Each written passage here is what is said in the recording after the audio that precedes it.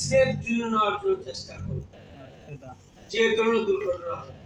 অনেক একটা লোক স্থির হতে পারে, প্রচন্ড গরমের কারণে সে অজ্ঞান হয়ে যেতে পারে, তাকে একটা নির্দিষ্ট জায়গায় নিয়ে আদর দেওয়ার চেষ্টা করবেন, তার জামা কাপড় খুলে দিবেন, খুলে দেওয়ার মাথায় একটু পানি দিবেন, তাকে চেষ্টা করবেন ও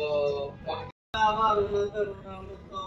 ম্যানেজমেন্টকে জানাবেন, ম্যানেজমেন্ট জানাবে এই যে আমাদের ক্লায়েন্ট হলো পিবি কে জানাবে,